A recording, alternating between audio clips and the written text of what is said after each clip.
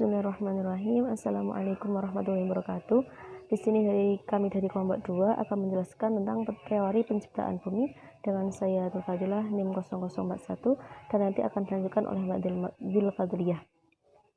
Yang pertama di sini saya akan menjelaskan tentang pengertian bumi. Bumi merupakan planet ketiga dari matahari yang terdiri dari setelah Merkurius, Venus, dan Mars. Bumi adalah salah satu planet yang padat, planet kecil di tata surya bagian dalam, yang diketahui sebagai planet terestrial, yaitu Bumi merupakan salah satu dari 4 planet dengan satelit alam yang besar seperti bulan. Yang kedua, teori penciptaan bumi. Menurut pandangan ilmuwan dan filosof, pada proses penciptaan planet, khususnya planet-planet yang mengitari matahari, termasuk diantaranya planet bumi, yang merupakan permukaannya terdapat makhluk hidup. Para ilmuwan belum sepakat seputar pembentukan planet-planetnya, namun sejumlah ahli telah mencoba untuk menemukan teori untuk menjelaskan cara pembentukan planet-planet di sekitar bintang tersebut. Teori yang paling populer adalah teori yang menyatakan bahwa materi yang membentuk planet mengitari matahari tersebut berasal dari luar matahari dan bersandar pada keyakinan bahwa kuantitas unsur-unsur alami yang terdapat dalam planet-planet tersebut, terutama bumi, tidak mungkin dihasilkan dari matahari. Pendapat ini menyatakan bahwa materi planet berasal dari hasil ledakan bintang yang berjumlah banyak setelah kehabisan bahan bakar yang berupa hidrogen dan unsur-unsur ringan lainnya yang berubah menjadi unsur-unsur alami yang berbeda-beda. Materi bintang yang berterbangan jatuh pada seluruh gravitasi matahari, lalu mulai berotasi mengelilingi matahari dan akhirnya membentuk planet-planet yang berbeda. Teori ini populer disebut sebagai teori Big Bang. Yang kedua, menurut pandangan Mufassir, bahwa proses penciptaan bumi yang terdapat dalam kitab tafsir Al-Azhar karya Hamka mengungkapkan bahwa Allah Subhanahu wa taala menciptakan alam semesta dalam 6 masa atau zaman. Zaman yang pertama, bahwa semuanya masih merupakan uap dan kabut. Dari kabut inilah timbul satu pecahan kecil yang kemudiannya berbentuk menjadi bumi. Kemudian zaman kedua, uap telah berselisih menjadi air. Dan zaman ketiga, mulai timbul yang kering, yang kelak akan berkumpul menjadi bukit-bukit dan gunung-gunung. Dan zaman yang keempat, mulailah kelihatan yang hidup di dalam air, yaitu berupa tumbuh-tumbuhan dan binatang. Dan zaman kelima dan keenam, terciptalah alam sebagaimana yang sekarang ini.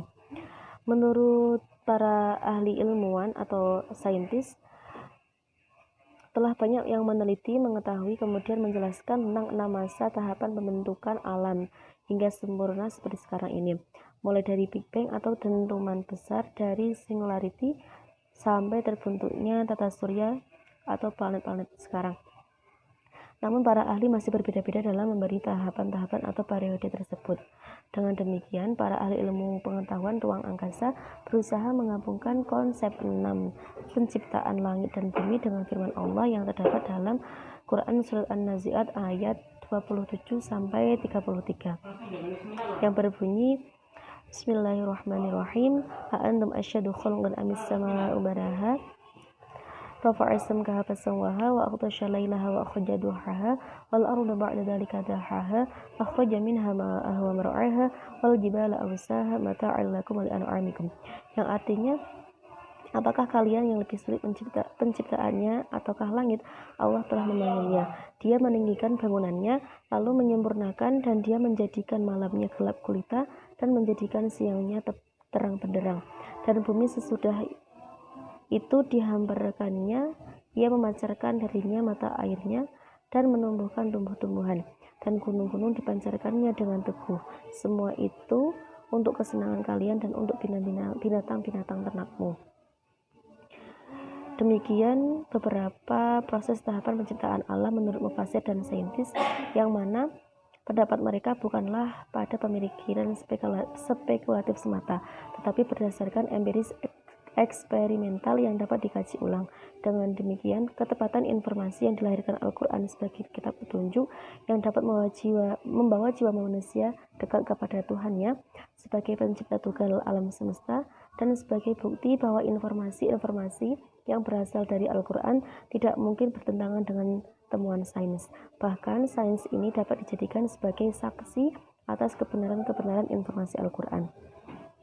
Kemudian penciptaan alam menurut tafsir Al-Azhar Khairiyah Hamka yang terdapat dalam surat Al-A'raf ayat 59 dijelaskan bahwa telah dilihat dari segi bahasa Arab dan dari ayat lain sendiri dan di dalam Al-Quran bahwa yang dimaksud dengan hari pada ayat tersebut yaitu ayat surat Al-A'raf ayat 54 merupakan hari atau hari pada ayat tersebut bukanlah hari 24 jam sebagaimana yang dihitung sekarang ini.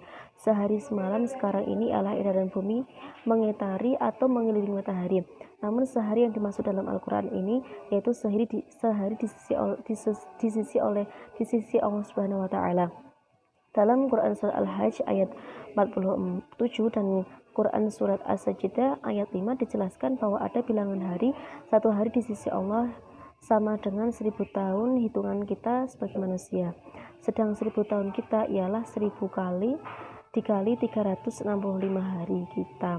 Ketika menafsirkan ayat tersebut juga, dalam kitab tafsirnya, Hamka menjelaskan bahwa hasil penyelidikan ilmiah yang menyatakan bahwa asal-usul materi kejadian bumi dan langit bermula seumpama asap saja yang kemudian berpisah-pisah menurut hukum daya tarik yang selalu bergerak, mengumpul dan memisah melalui proses jutaan tahun. Demikian yang dapat saya jelaskan.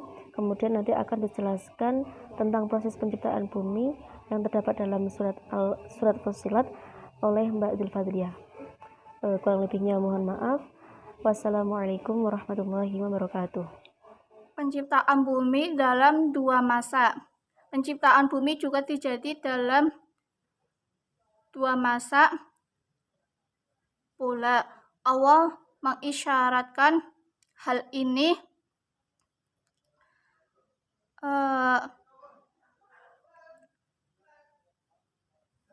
dalam surat At-Fussilat ayat 9. A'udzubillahi minasyaitonirrajim. Bismillahirrahmanirrahim. Qul a'innakum latakfuruna billadzi khalaqal arda fi yaumaini wa taj'aluna lahu andada zalika Rabbul Alamin. Yang artinya ayat ini menjelaskan mengenai penciptaan bumi dalam 2 masa.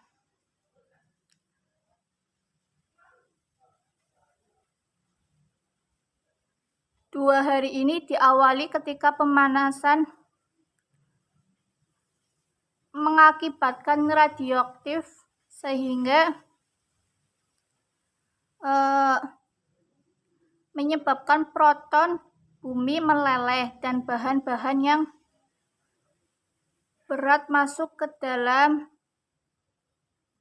perut bumi, sedang yang ringan keluar. Kemudian planet bumi mendingin, kemudian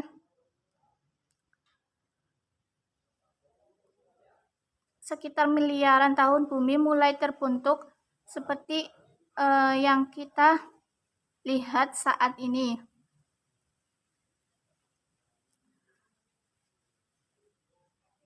Makna pembentukan bumi dalam 2 hari dapat ditafsirkan secara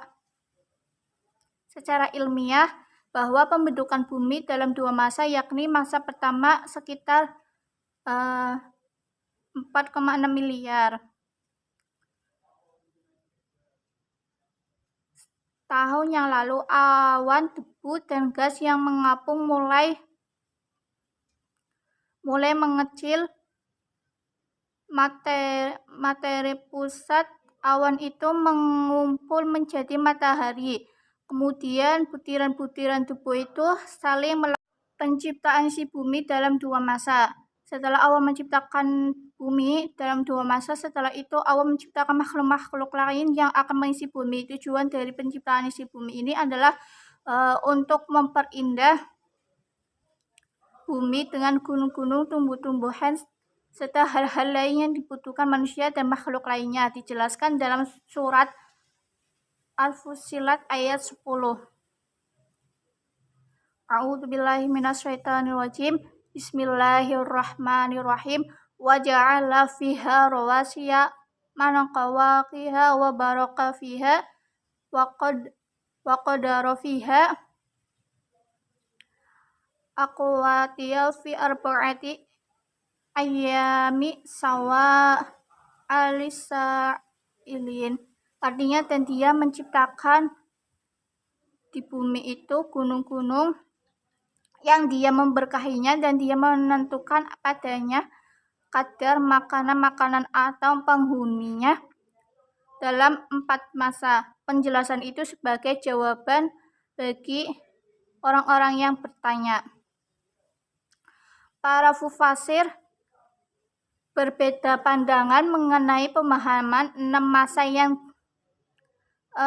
dimaksud pada ayat ini. 6 masa berarti 6 kali 24 jam sebagaimana waktu yang dipahami manusia, karena ayat ini ditunjukkan pada manusia. 6 masa yang dimaksud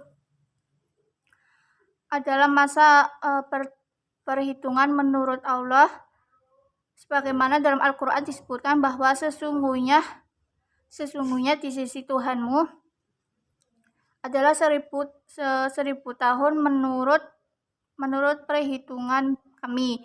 Perhitungan 6 masa yang dimaksud adalah berdasar aneka perhitungan kecepatan cahaya, suara, atau detik, jam. Bahkan dalam Al-Quran disebutkan malaikat-malaikat dan Jibril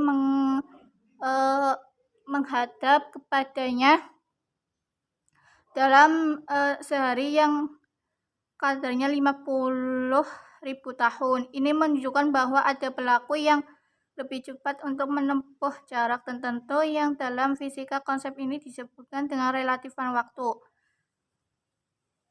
Akan tetapi Al-Quran belum cukup menyebutkan hakikat alam ini. Begitu juga tentang kemudian alam ketika pertama kali